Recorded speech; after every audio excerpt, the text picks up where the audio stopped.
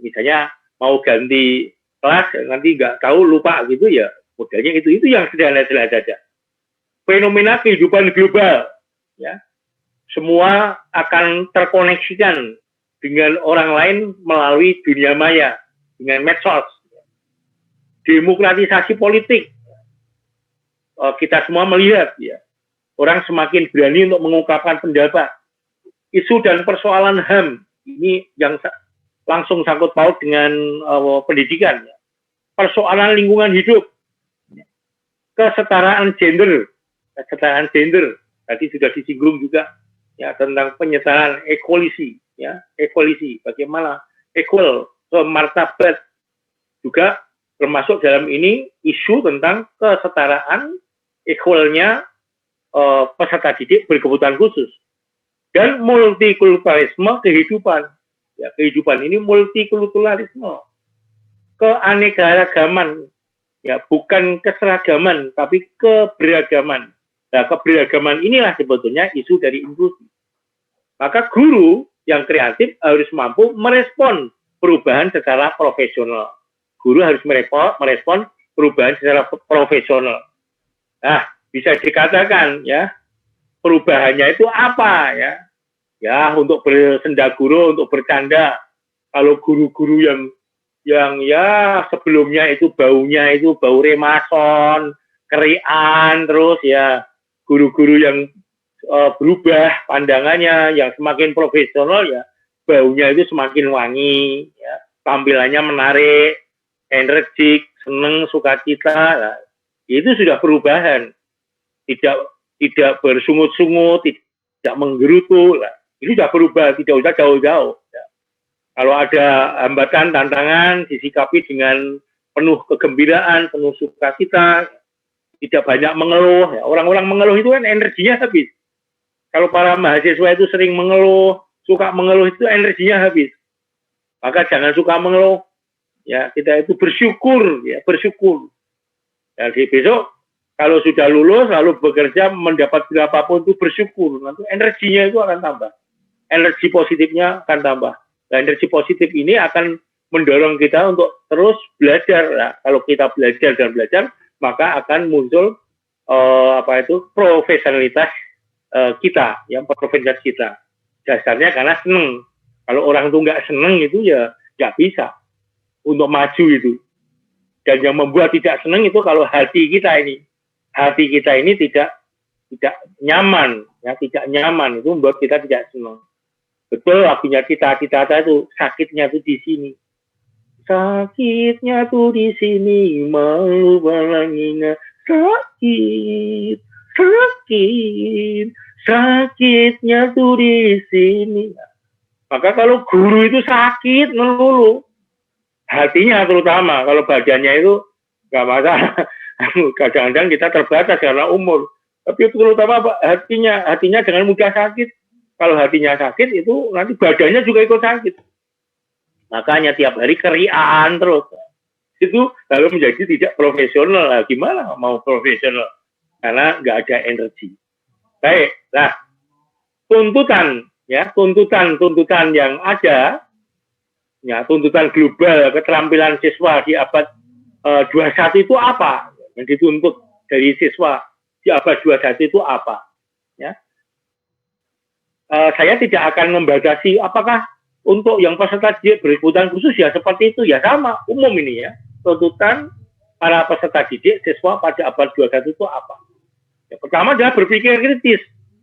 Mungkin nanti para mahasiswa mungkin bertanya, kok berpikir kritis? Masa anak-anak yang mengalami intelektual di bawah rata-rata kok berpikir kritis? Itu ukurannya ya seperti yang dia alami, yang dia punya, ya. Jadi ukurannya berbeda-beda, tapi prinsipnya adalah kritis.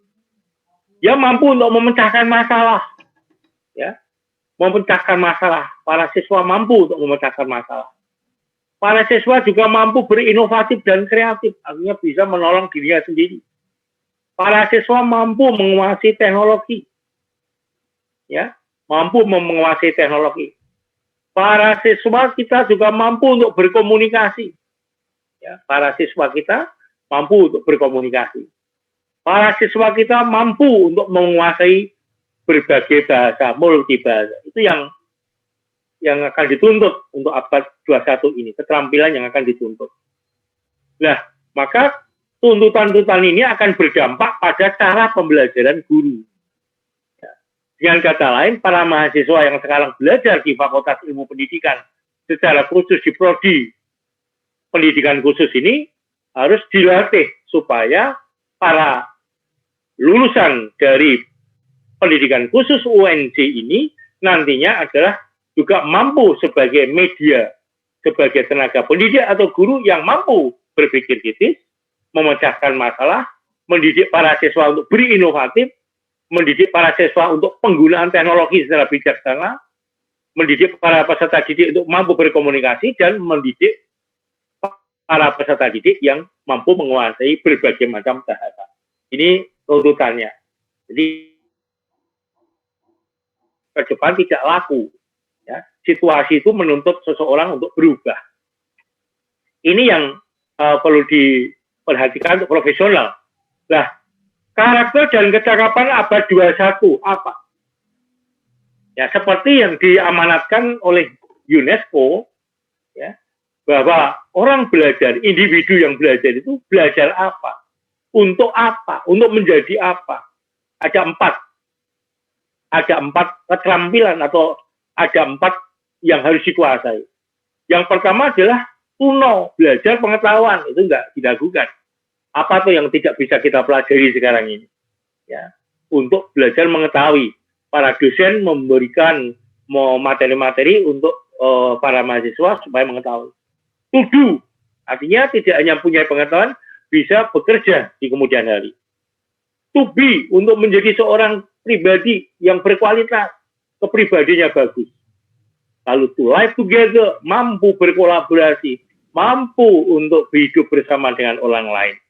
Dan jangan lupa, saya tambah 1, yaitu memperkuat keimanan dan ketakwaan serta akhlak mulia. Ini kaitannya dengan karakter yang merah ini justru kadang menjadi dasar dari 4 aspek ini. Memperkuat keimanan dan ketakwaan serta akhlak mulia, ya, sesuai dengan agama kepercayaan masing-masing. Tapi dia beriman, dia bertakwa, dan dia berakhlak. Dan itu dasar fondasi untuk menguasai 4 aspek ini. Nah, keempat hal ini itu menjadi semacam core, subjek dalam pendidikan abad 21. Ya. Menjadi core, menjadi nilai-nilai.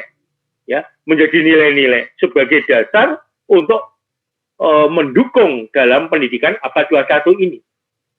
Nah, misalnya keterampilan untuk berinovasi, keterampilan untuk berliterasi digital, dan untuk para mahasiswa-mahasiswi, orang muda sekarang ini tidak masalah ini, literasi digital, artinya penggunaan teknologi.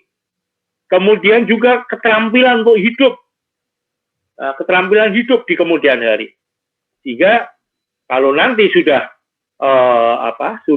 lulus di UNJ, ambil prodi pendidikan khusus, lalu para mahasiswa ini lalu siap untuk berkiprah di dalam masyarakat, menjadi orang yang hebat.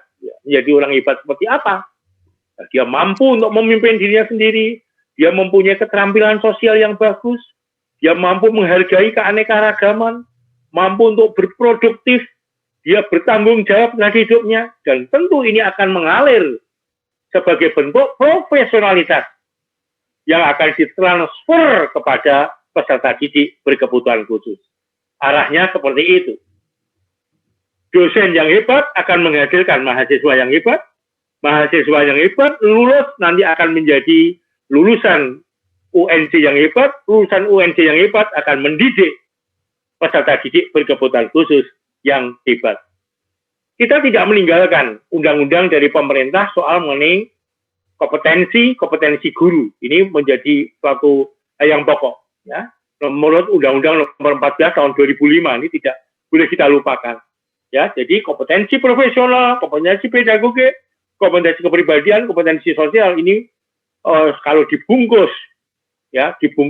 ke profesionalitasan kita itu ya meliputi 4 bidang ini. Nanti saya akan membahas